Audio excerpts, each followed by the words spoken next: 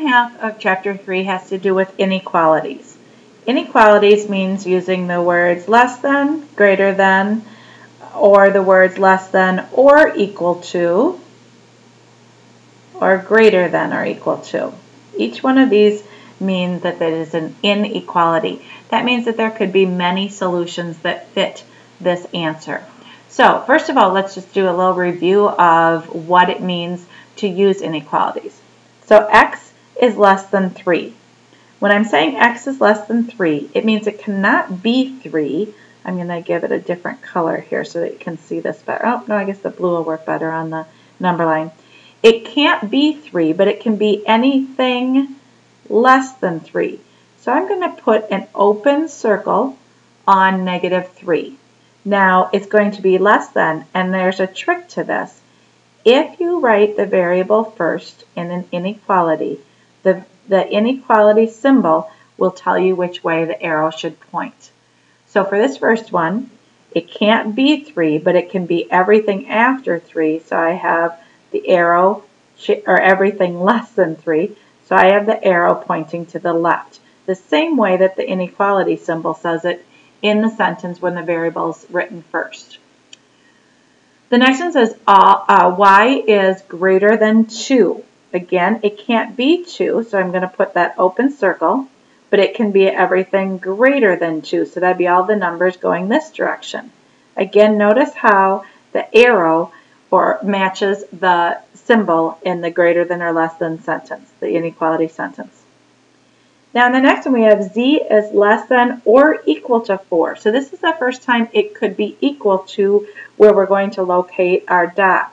So this time we get to put a solid dot because it could actually be 4, but it's also all the numbers less than 4. And so in the next one, n is greater than or equal to 2. I'm going to put that solid dot because it could equal 2. And I'm going to shade or put an arrow going to the right. So just a review of some shading on the number line with inequalities. So it says let T represent the temperature of water.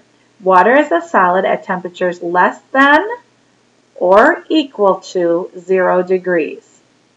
So if we wrote that as a sentence, the sentence would look like this. Temperature is less than or equal to 0 degrees. My degree didn't want to work there. Well, that's an interesting degree. So I want to make sure that because the equal is in there, I'm going to make a solid dot. And then that it's less than, it's going to go to the left. Less than or equal to, and again, that matches the inequality statement that I wrote at the top. Moving on then, we're going to use the same rules that we used for equations when we are working with inequalities. So I have m plus 5 is greater than or equal to 10. I want to get my constant terms together. So I'm going to subtract 5 from both sides. Put that equal sign again. I have m, and I'm going to just go ahead and copy my inequality sign. 10 minus 5 is 5.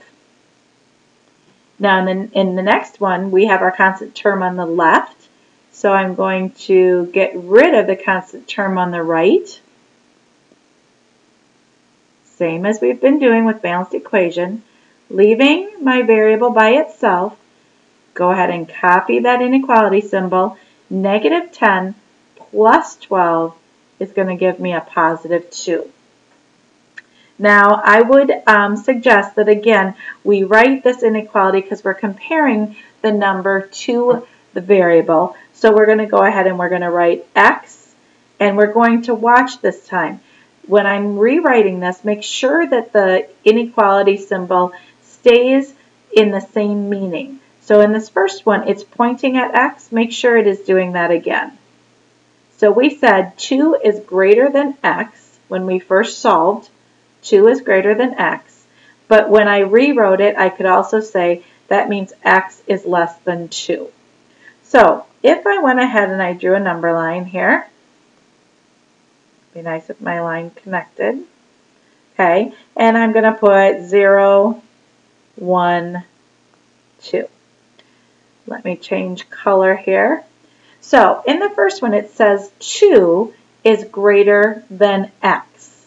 So let's go ahead and let's put my, my open point on 2.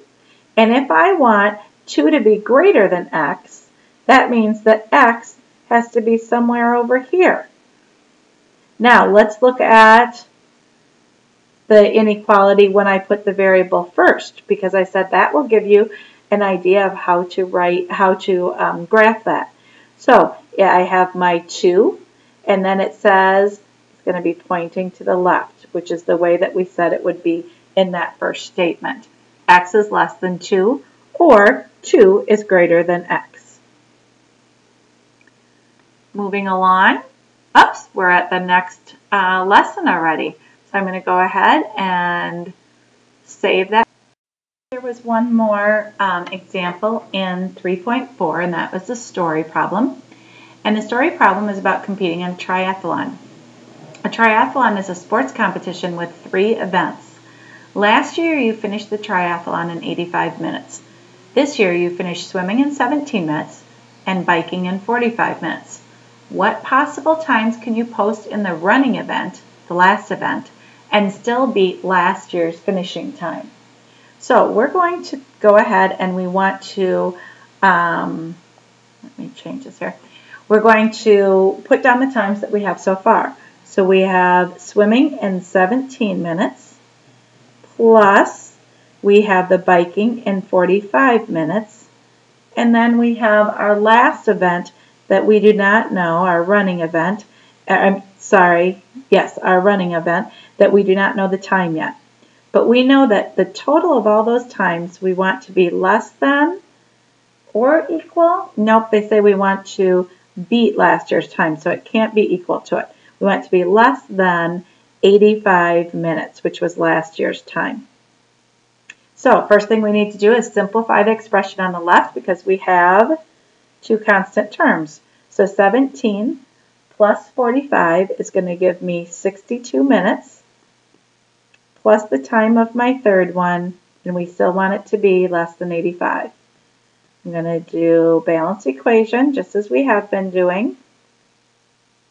Subtract 62 from both sides, and I'm going to find out my time for running needs to be less than 23 minutes.